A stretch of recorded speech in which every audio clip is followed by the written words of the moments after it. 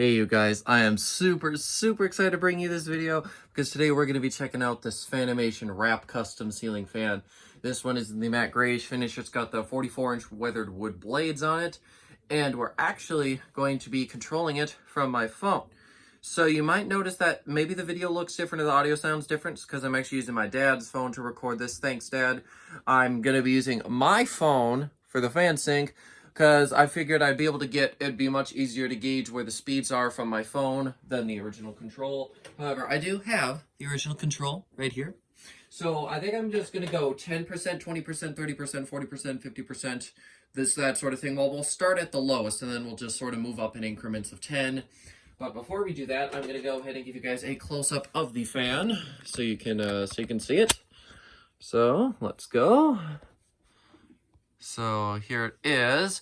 Now, I believe the wrap was introduced in 2019, along with the Tri-Air. And I got this fan for free from a local showroom when they were closing.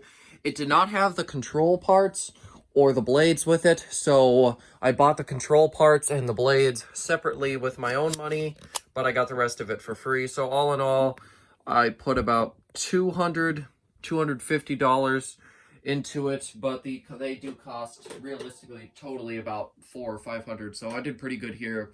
This is also a really awesome fan that I would not mind permanently installing somewhere, like where it is now. You'll notice it's not on the test rig. That's because I figured, well, it's going to be a pain in the butt to put all the wires up in the canopy, which it was. So I might as well put this up somewhere permanently and enjoy it, also so I can use the fan sync with it. So anyways, I guess we'll just go ahead and start it. There we go. Little bit of DC motor stutter there. So here we go. I think there we go. Yeah, I was just getting up to speed there, but now it's slowing down to its normal speed.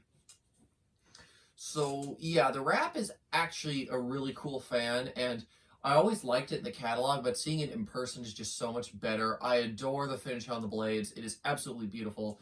Really high quality fan too.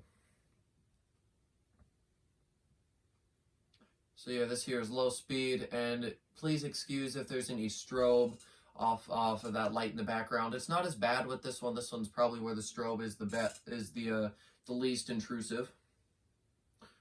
So anyways, that is the lowest speed, and I'm literally just using the speed slider for this. So I guess we'll go ahead and take it up to, okay, that's around 20%, and then we'll just go 30%, 40% all the way to high.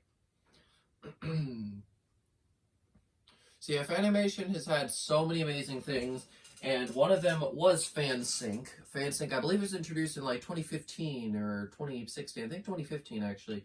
And yeah, and it was basically just you could control your fan from your phone. You know, pretty obvious there. And this fan would have come with FanSync built into it when you first bought it. Like I said, mine didn't have the control with it, but I knew that I wanted FanSync. Okay, let's take it up now to 30%. There we go. Now, one thing I noticed with this fan and a bunch of other DCs is, while it's quiet, there's some really, like, think of it as, if anybody knows sort of what tinnitus is, think of that just a little bit less intrusive. So, of course, some of them are worse. And what I've noticed is younger ears, like mine, tend to notice it more. We were talking about that at a local showroom. The owner, who is not as young as I am, he doesn't hear it. But all the people who work there who are like in their 20s, like they hear it. So I don't know, but yeah, I can definitely hear a little bit of that off this fan, but it's not that bad. Otherwise, it's quiet. All right, let's go ahead and take it up to about 40%.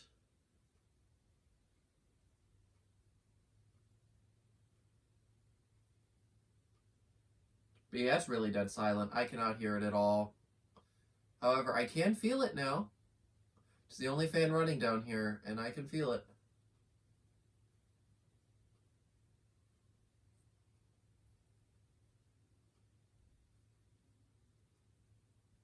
Fan has the slightest of wobble sometimes, but it's nothing that's enough to bother me. Oh, excuse that noise. Looks like somebody dropped something upstairs. Anyways, let's go ahead and take it up to about half speed.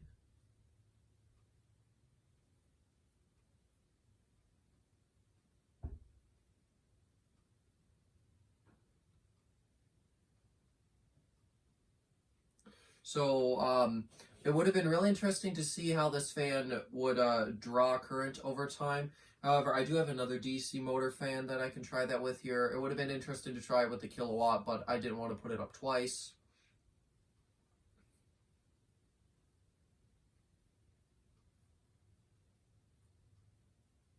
Okay, take it up now to around 60. Excuse that noise, that is a box rustling around from the air being moved from the fan. It's pretty strong. But yeah, so typically with DC fans, what I notice is that they actually draw a lot of current when they're first starting to get up there. You really start to notice your energy savings once you let the fan run for a long period of time. Realistically, I could leave this one running down here. I do not know for sure whether I will. I don't know if it'll have any benefit for what we do with the basement, which is just use it if we need it. Anyways, we'll go ahead now. Take it up to about 70.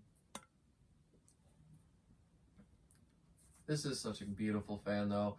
I cannot stop staring at it. I really do love these classic designs. Like, I just brought home a Sierra Malibu, and I absolutely adore the way that that fan looks, too. But the wrap, there's just something about it.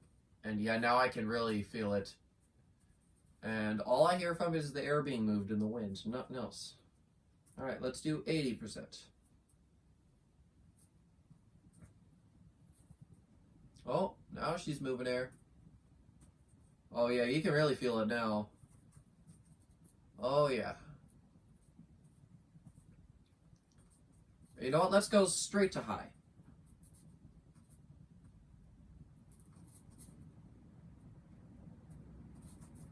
Oh yeah, now I can really feel it. Air movement is really, really good directly underneath the fan. It's not as good at kicking the air out, but it does do that. Just not as well as some other fans I've seen.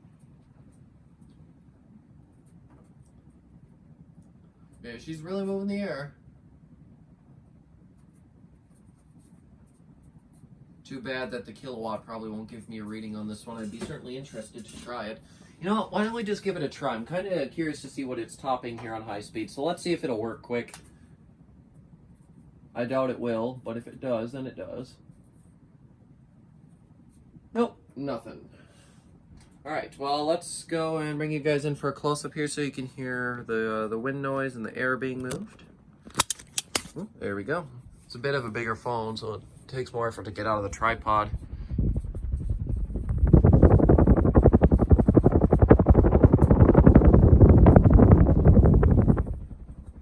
So please excuse the semi-bad lighting with that light right behind it.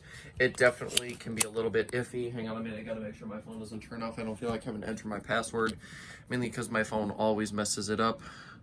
There we go. Okay, now we'll go ahead and shut it off and do spin down. Now, once again, new fan hasn't been used. I don't know how the bearings are gonna be, so we'll see. Oh, I also forgot it's a DC fan. And DC fans usually don't have as long of a spin down either. I completely forgot about that until literally just now. It's a pretty seamless fan too.